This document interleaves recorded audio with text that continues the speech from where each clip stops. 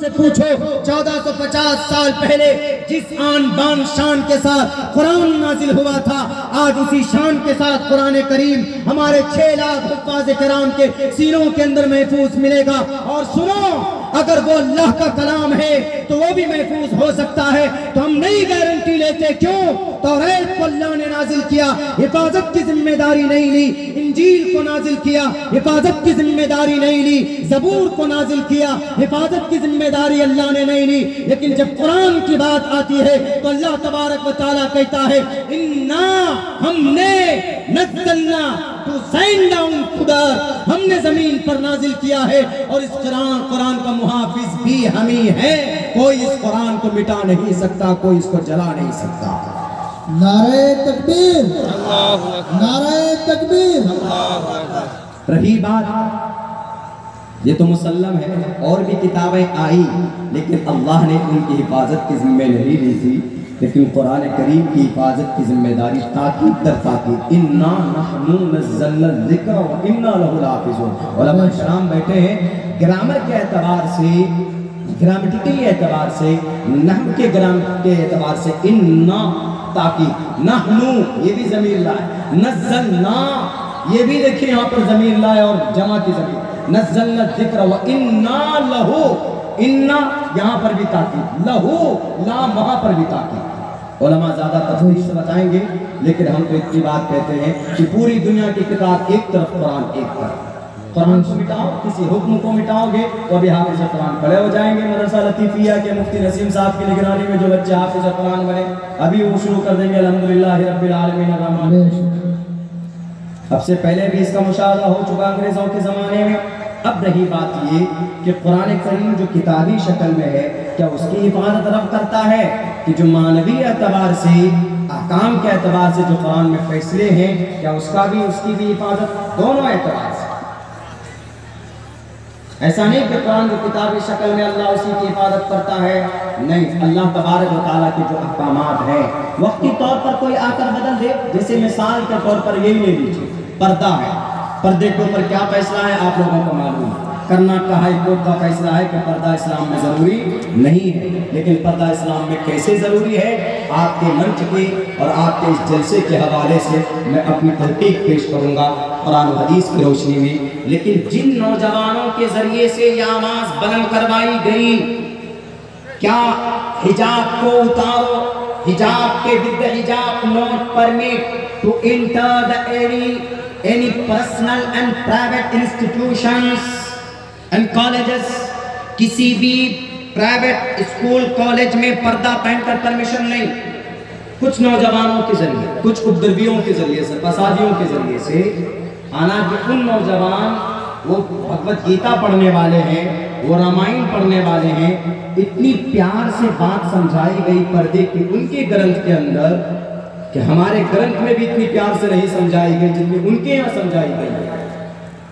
हालांकि हमारे ग्रंथ से बढ़कर कोई ग्रंथ नहीं, कुरान और हदीस से बढ़कर कुछ नहीं, लेकिन जो प्यारे अल्फाज इस्तेमाल किए गए संस्कृत में, यत्र नारयस्तु, यत्र जिस घर में, नारी यस्तु, यत्र नारयस्तु पूजन्ते, जिस घर में बेटी की इज्जत होती है, पूजन्ते पूजा होती है, उसका सम्मान होता है। यत्र नारयस्तु, जिस घर में बेटी की पूजा होती है उसका सम्मान होता है। तत्र देवता, ये तत्र नास्तु न रमनते देवता, रमनते, रमैया वता वल्ला, एक गाना नौजवान अभी फौरन जान जाएंगे, रमैया वता वल्ला। क्या मतलब इस गाने का? संस्कृत वर्ड इस्तेमाल किया गया कि तुम मेरे दिल में रहते हो, ये इस्तेमाल किया। रमनते, रमन का मतलब रहना, तो इस संस्कृत के इस लफ्ज में है रमनते तत्र देवता, रमनते देवता, यत्र नारयस्तु पूजन्ते रमनते तत्र देवता। जिस घर में बेटी की इज्जत होती है वहां पर उस घर में देवता रहते हैं, यानी ईश्वर परमात्मा रहते हैं, उसकी कृपा होती है। क्यों? बेटी की इज्जत होती है, बेटी के साथ उनकी बेइज्जती नहीं की जाती है, उनके हाथ हुकूक नहीं लूटे जाते हैं, उनको सम्मान दिया जाता है। आगे क्या बयान किया? और जिस घर में बेटी का सम्मान नहीं होता, तत्रे तास्तु न पूजन्ते, न रमनते तत्र देवता, उस घर में ईश्वर नहीं आते, ईश्वर की बरकत नहीं आती। कौन सी किताब? फिक़ह की किताब, मसले की किताब, हमारे हिंदू भाइयों की मजबूत किताब जो हमारे यहाँ फिक़ह है, शरअ वक़ाया, हिदाया है, क़ुदूरी वगैरह वगैरह पढ़कर हम आलिम दीन बनते हैं। वैसे उनके यहाँ मनुस्मृति 3 चैप्टर के 55-56वां श्लोक, एक मंत्र तो यह है, यत्र नारयस्तु पूजन्ते रमन्ते तत्र देवताः तत्रितास्तु न पूजन्ते न रमन्ते न तत्र देवता। बेटी की इज्जत करोगे तो ईश्वर की कृपा होगी। और दूसरी तरफ क्या कहा गया? पितृभिर्भ्रातृ विच्चेता। ए लोगों सुनो, अगर कोई बाप कल्याण चाहता है, अगर कोई बाप कामयाब होना चाहता है, पिता मातृमान पितृमान, वो दूसरी मंत्र है, वो पंडित दयानंद सरस्वती की एक किताब है, सत्यार प्रकाश, उसका है हवाला ये, पितृभिर्भ्रातृ विच्चेता इन पतिर्भिर्देवरस्य पूजन्य। दूसरा श्लोक क्या कहता है? दूसरा मंत्र कहता है, हिंदू भाइयों आप तक मेरी आवाज पहुंच रही हो तो आप ढूंढ लेना, इसकी तहकीक कर लेना। पंडित गंगाधर कृष्णा की ये रिपोर्ट उनकी व्याख्या में पेश कर रहा हूँ, उनकी तफसीर आपके सामने पेश कर रहा हूँ। वो कहते हैं पितृभिर्भ्रातृ विच्चेता, जो बाप कल्याण चाहता है, जो बाप मुक्ति चाहता है, उस बाप को चाहिए कि अपनी बेटी को कपड़े से, वस्त्र से उसकी पूजा करे, यानी उसकी जरूरत पूरी करे। आगे क्या बयान किया? इन पितृभिर, और उसके पति कामयाब होना चाहते, देवरस्य पूजन्य, लास्ट में पूजन्य। अगर बाप कामयाब होना चाहता, अगर भाई कामयाब होना चाहता औरत के ताल्लुक से, तो भाई को, बाप को, देवर को चाहिए।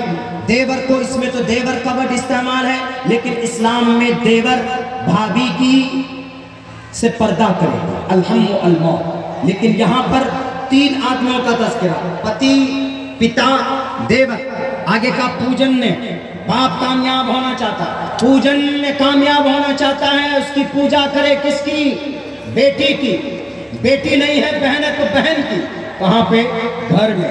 अल्लाह के नबी ने क्या फरमाया? मोहम्मद रसूलुल्लाह सल्लल्लाहु अलैहि वसल्लम फरमाते हैं, जिसके घर में 3